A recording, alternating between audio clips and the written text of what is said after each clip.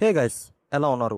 From season 4 అనేది Amazon prime వీడియోలో every week 1 episode release అవుతుంది. ఎపిసోడ్ 1 ఈ వీడియోలో ఎక్స్ప్లెయిన్ చేస్తాను. నెక్స్ట్ వీడియోలో ఎపిసోడ్ 2 కూడా ఎక్స్ప్లెయిన్ చేస్తాను. ఆ వీడియోని మీరు మిస్ అవ్వకుండా ఉండాలంటే మన ఛానల్కి ఇప్పుడే సబ్స్క్రైబ్ చేసుకోండి. అలాగే ఫ్రమ్ సిరీస్లో ఫస్ట్ 3 సీజన్స్ కూడా మన ఛానల్లో ఎక్స్ప్లెయిన్ చేశాను. ఒకవేళ ఇంట్రెస్ట్ ఉంటే చెక్ చేయండి, లింక్ డిస్క్రిప్షన్లో ఇస్తాను. సో ఇంకా సీజన్ 3 ఎండింగ్లో ఆ ఎల్లో కలర్ డ్రెస్ వేసుకున్న వ్యక్తి వచ్చి జిమ్ని చంపేస్తాడు కదా. జూలీ కూడా దాన్ని ఆపడానికి ట్రై చేస్తుంది కానీ ఆపలేకపోతుంది. సో ఇంకా జిమ్ని చంపేశాక ఆ ఎల్లో డ్రెస్ వ్యక్తి ఏమో, మనం ఇలా కలుసుకోవడం మంచిది కాదు, నువ్వు ఈసారి ఏ టైం నుంచి వచ్చావు, నువ్వు జస్ట్ స్టోరీలోకి రాగలవు అంతే, స్టోరీని మార్చలేవు అని జూలీతో అంటాడు. అప్పుడు జూలీ అక్కడ నుంచి పారిపోతుంది. ఆ వ్యక్తి ఏమో అప్పుడు జిమ్ దగ్గరికి వెళ్ళి, నువ్వంటే నాకు ఎప్పుడూ ఇష్టమే, కానీ నేను ఇప్పటి నుంచి ఆ ఊరికి చేయబోయే విధ్వంసాన్ని చూడడానికి నువ్వు ఇక్కడ ఉండవు అని జిమ్తో అంటాడు.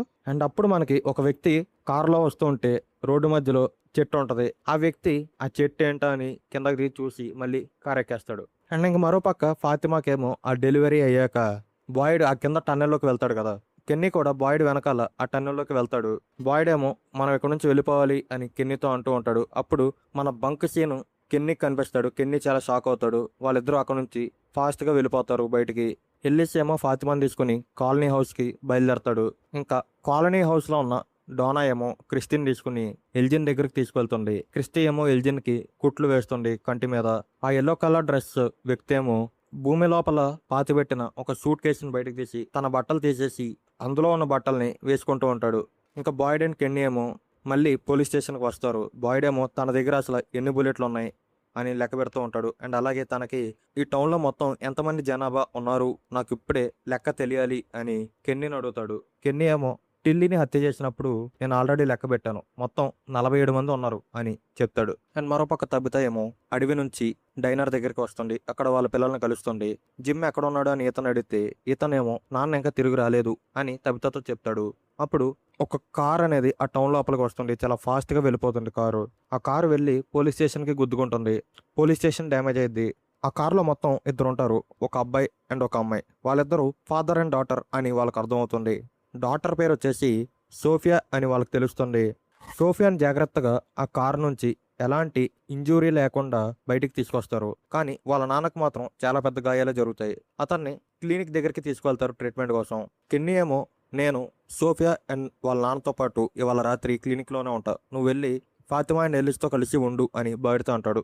జేడ్ ఏమో తబిత దగ్గరికి వచ్చి, మనకు తెలిసిన విషయాలన్నీ జనాలకు చెప్పాలి, మనం మళ్ళీ పుట్టామనే విషయం జనాలకు అర్థమయ్యేలాగా చెప్పాలి అని అంటూ ఉంటే తబిత ఏమో, అది నిజమో కాదో మనకి ఇంకా తెలియదు కాబట్టి అప్పుడే దీని గురించి ఎలాంటి విషయం చెప్పడం మంచిది కాదు అని అంటుంది. అండ్ బాయిడ్ ఏమో ఎల్జిన్కి జరిగిన దాని గురించి ఆ లేడీ పోలీస్ ఆఫీసర్కి అర్థమయ్యేలాగా చెప్పాలనుకుంటే ఆమె మాత్రం, నువ్వు ఒక మాన్స్టర్వి, ఒక మాన్స్టర్ మాత్రమే అలాంటి పనులు చేస్తాయి, నువ్వేమైనా హీరో అనుకుంటున్నావా అని చెప్పి అక్కడ నుంచి వెళ్ళిపోతుంది. వీళ్ళిద్దరి మధ్య ఆ డిస్టర్బెన్సెస్ అనేవి అలానే ఉంటాయి. అండ్ మరోపక్క క్రిస్టి ఏమో ఫాతిమా దగ్గరికి వచ్చి, అసలు నీకు జరిగింది మొత్తం చెప్పు అని అడుగుతుంది. అప్పుడు ఫాతిమా ఏమో, ఒక భయంకరమైన లేడీ నాకు డెలివరీ చేసింది, నువ్వు అసలు నా కడుపులో బిడ్డే లేదని చెప్పావు, కానీ ఆ బిడ్డ ఎలా వచ్చింది అని క్రిస్టితో చెప్తూ ఉంటే అప్పుడు బాయిడ్ అండ్ డోనా అక్కడికి వస్తారు.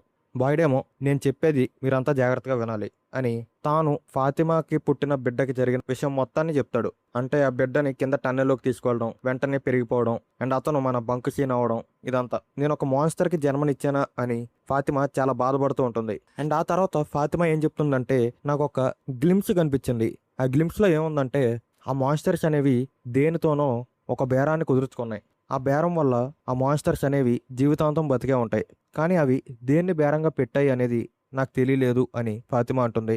బాయిడ్ ఏమో గుర్తు తెచ్చుకోవడానికి ప్రయత్నించమని ఫాతిమాని అడిగితే ఫాతిమా చాలా ఆలోచిస్తుంది, కానీ ఆమెకి ఏం గుర్తురాదు. మరోపక్క కెన్నీ ఏమో క్లినిక్లో ఆ ఫాదర్ అండ్ డాటర్తో ఉంటాడు.